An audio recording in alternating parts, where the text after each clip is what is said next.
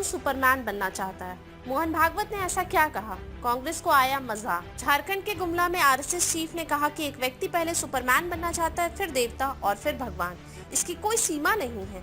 वहीं RSS chief के बयान पर कांग्रेस ने तंज कस दिया है। राष्ट्रीय स्वयंसेवक संघ के प्रमुख मोहन भागवत ने गुरुवार को कहा कि आत्म विकास करते समय एक मनुष्य अतिमानव बनना चाहता है, इसके बाद वह देवता फिर भगवान बनना चाहता है, साथ ही विष्णु रूप की भी आकांक्षा रखता है।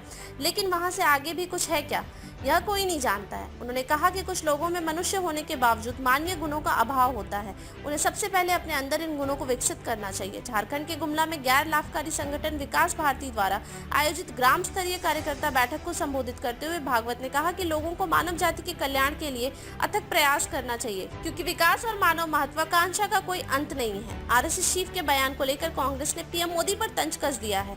जयराम रमेश ने इस बयान को भागवत बम बताते हुए कहा कि मुझे पता है कि स्वघोषित नॉन बायोलॉजिकल प्रधानमंत्री को पता चल गया होगा कि नागपुर से हाल में दागी गई मिसाइल का निशाना लोक कल्याण मार्ग पर है।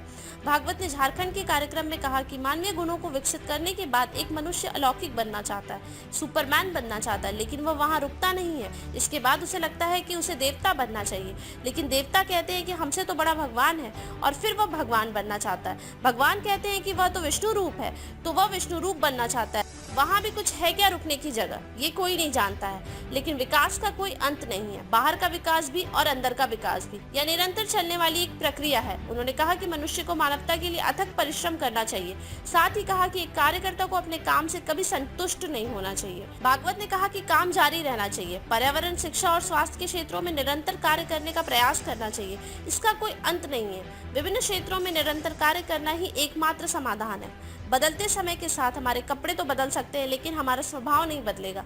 बदलते समय में अपने काम और सेवाओं को जारी रखने के लिए हमें नए तौर तरीके अपनाने होंगे। जो लोग अपने स्वभाव को बरकरार रखते हैं उन्हें विकसित कहा जाता है। भागवत ने कहा कि वह देश के भविष्य को लेकर कभी चिंतित नहीं रहे, क्योंकि कई लोग इसकी बेहतरी के लिए सामूहिक रूप से काम कर रहे हैं। सनातन संस्कृति ही दुनिया को तारेगी। भागवत ने सनातन संस्कृति की चर्चा करते हुए कहा कि यह खेतों, जंगलों और आश्रमों से निकली है, यही दुनिया को तारेगी। कोरोना के समय यह साफ दिखा। उन्होंने कहा कि हमारी भाषा, खान पान और वेशभूषा भले ही अलग हो, लेकिन पूरे भारत के लोगों की प्रकृति, प्रवृत्ति और स्वभाव एक ही है। उसे हम पवित्र मानते हैं। जिन्होंने हमें कुछ दिया है उन्हें वह हमारे लिए माता है, इसलिए धरती, गंगा और गो को माता मानते हैं, जो इस देश के कथित प्रगतिशील को पसंद नहीं आती है। संघ प्रमुख ने विकास को सतत प्रक्रिया बताते हुए कहा कि यह भारत के तरीके से हो।